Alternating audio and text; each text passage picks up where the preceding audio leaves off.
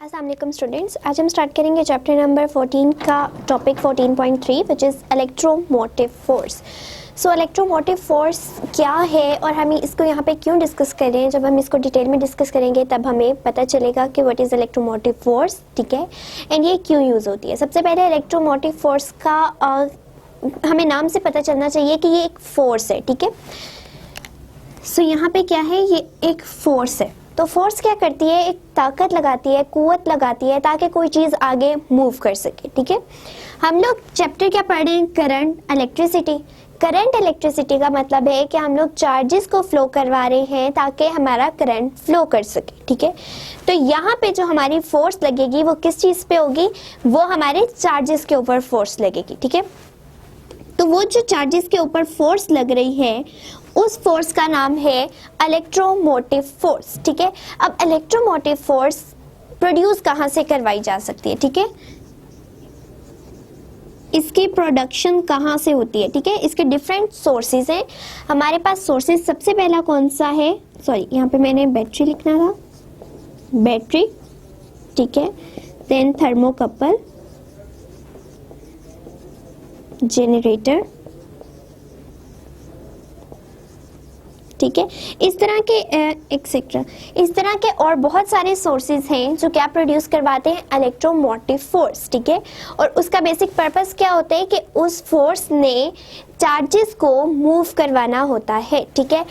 तो अब हम यहाँ क्या कर रहे हैं, हम डिस्कस करने लगे हैं कि इलेक्ट्रोमोटिव फोर्स किस तरह से चार्जेस को मूव करवाती है और ये जो हमारे पास सोर्सेज हैं ये किस तरह से उसको हेल्प आउट कर रहे हैं कि फोर्स प्रोड्यूस हो और हमारे चार्जेस मूव करें एंड देन हमें क्या प्रोवाइड करें, इलेक्ट्रिसिटी या करंट प्रोवाइड करें, ठीक है।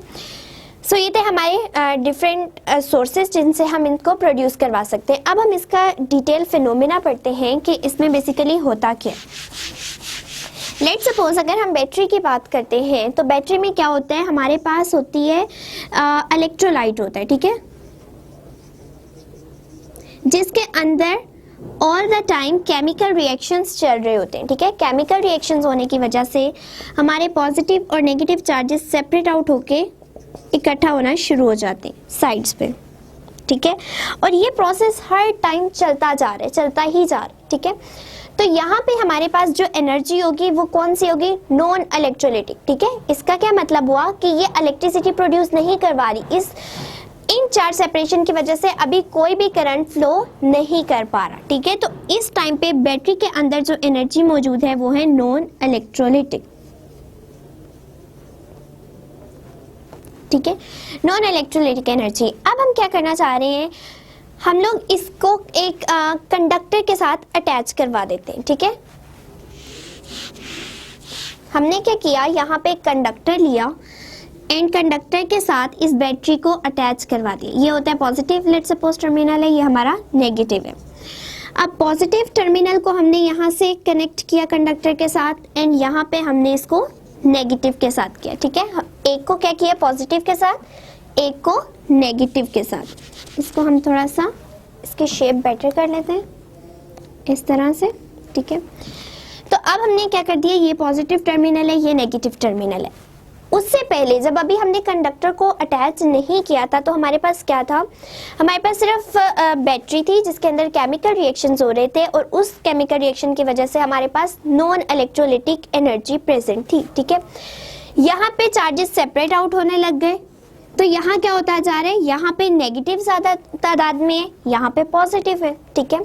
और अगर हम इन्हें कनेक्ट कर दें आपस में ही, बेशक अगर कंडक्टर ना भी लगाएं तो क्या होगा कि यहाँ पे पोटेंशियल डिफरेंस क्रिएट होगा क्योंकि ये चीज़ हाई पोटेंशियल पे है और नेगेटिव वाली लो पोटेंशियल पे।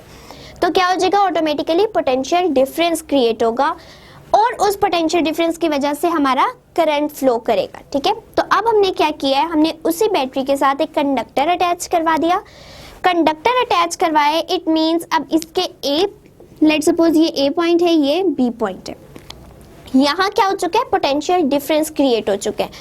अब ये जो हमारी नॉन इलेक्ट्रोलाइटिक एनर्जी है वो क्या करेगी, इस पॉजिटिव चार्ज को पुश करेगी कि वो आगे की तरफ मूव करे, ठीक है, क्योंकि उसने इक्विलिब्रियम में लाना है। पॉजिटिव नेगेटिव यानी हाई पोटेंशियल है, एक तरफ लो पोटेंशियल है, तो वो एक दूसरे को इक्वल करने की कोशिश करेंगे ताकि दोनों के पास एक जितना पोटेंशियल आ सके, ठीक है।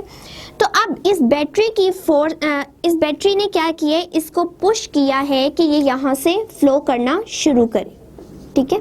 इस तरह से ये मूव करेगा, मूव करके कंडक्टर से पास आउट करेगा, ठीक है। कंडक्टर से पास आउट करने के बाद अगेन ये नेगेटिव टर्मिनल में इस साइड पे आ जाएगा, ठीक है।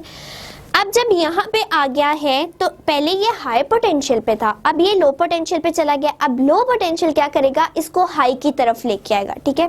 अगेन इसके ऊपर बैटरी इंटरनली क्या करेगी, फोर्स अप्लाई करेगी, ठीक है। और ये अगेन साइकिल कंटिन्यू होता रहेगा और इस कंडक्टर के अंदर से करंट पास आउट होता रहेगा, ठीक है। तो क्या किया, बैटरी हमारा सोर्स थी फॉर ईएमएफ यानी इलेक्ट्रोमोटिव फोर्स के लिए, ठीक है। तो उसी सोर्स के बिना पर उसने क्या किया है, उसने इस पॉजिटिव चार्ज को पुश किया, ठीक है। उसने उस चार्ज के ऊपर फोर्स लगाई, तो इसका मतलब है हमारा वर्क डन हो रहा है, ठीक है। फोर्स लग रहा है, एनर्जी लग रही है, तो वो क्या है, वर्क डन है। और किस पे लग रहा है, किसी चार्ज के ऊपर, ठीक है। सो ये हमारी टोटली क्या बन जाएगी, इलेक्ट्रोमोटिव फोर्स। जो सोर्स एनर्जी लगा रहा है किसी भी चार्ज के ऊपर, वो हमारी क्या कहलाती है, वो हमारी कहलाती है इलेक्ट्रोमोटिव फोर्स। या अगर हम इसको एक और सेंस में देखना चाहें तो हमारे पास पहले एनर्जी कौन सी थी, नॉन इलेक्ट्रोलिटिक एनर्जी। अब जब हमने एनर्जी प्रोवाइड की, ठीक है, बैटरी ने एनर्जी दी है, तो क्या हो रहा है कि non electrolytic energy electrical energy में कन्वर्ट हो रही है, ठीक है। ये हमारी इलेक्ट्रिकल थी, नॉन इलेक्ट्रिकल, ठीक है। सो अब ये क्या आ रही है, इलेक्ट्रिकल में आ रही है, इलेक्ट्रिकल एनर्जी, ठीक है। सो पहले यहाँ क्या था, केमिकल रिएक्शंस की वजह से हमारे पास डिफरेंट एनर्जीज थी, लाइक मैकेनिकल एनर्जी थी और एनर्जीज थी। तो ये पहले क्या थी, नॉन इलेक्ट्रिकल एनर्जी थी, ठीक है। अब क्या हुआ, वर्क डन हुआ और हमारी नॉन इलेक्ट्रिकल एनर्जी में कन्वर्ट होगी, यानी इसके अंदर से करंट फ्लो होना शुरू हो गया due to the potential difference. तो पोटेंशियल डिफरेंस क्रिएट करवाने के लिए भी हमें क्या चाहिए था, बैटरी चाहिए थी। और उसी बैटरी ने उस चार्ज को पुश किया ताकि वो फ्लो करे और करंट पास हो। तो वो एनर्जी जो बैटरी इस चार्ज के ऊपर लगाएगी, that is basically called the electromotive force, ठीक है। या दूसरी सेंस में क्या था, अगर हमारी जो बैटरी है वो वर्क डन कर रही है और वर्क डन करने के बाद वो नॉन इलेक्ट्रिकल एनर्जी को इलेक्ट्रिकल एनर्जी में कन्वर्ट कर रही है, तब भी उसको हम क्या नाम देते हैं, इलेक्ट्रोमोटिव फोर्स, जिसका फॉर्मूला किस तरह से आएगा, equals to W over Q, where W क्या है, that is energy, divided by Q क्या है, हमारा चार्ज। सो जितनी देर तक यहाँ पे पोटेंशियल डिफरेंस क्रिएट रहेगा, हमारा करंट ऑटोमेटिकली फ्लो करता रहेगा और उसको फ्लो करने में, इस पॉजिटिव चार्ज को पुश करने में हमारे जो सोर्सेज हैं, यानी अगर हमारी जनरेटर यूज़ हो रहा है या हम बैटरी को यूज़ करें, तो वो तमाम चीज़ें उस एनर्जी को एनर्जी प्रोवाइड करी हैं कि ये चार्ज को पुश किया जा सके। और वही एनर्जी पर यूनिट चार्ज क्या कहलाती है, इलेक्ट्रोमोटिव फोर्स। अब अगर हम इसका यूनिट देखें तो इसका यूनिट क्या बन जाएगा, वर्क डन, यानी एनर्जी का यूनिट होता है जाउल। क्यू हमारा है कूलम, तो ये बन जाएगा जाउल पर कूलम। और जाउल पर कूलम किसके इक्वल होता है, वोल्ट के, ठीक है। सो ये हमारा क्या आ गया कि 1 volt equals to joule per coulomb. और इसको किस तरह से कहा जा सकता है कि अगर हम लोग 1 जाउल वर्क डन करवा रहे हैं 1 कूलम चार्ज को मूव करवाने के लिए, तो पोटेंशियल डिफरेंस कितना क्रिएट होगा, 1 वोल्ट, ठीक है।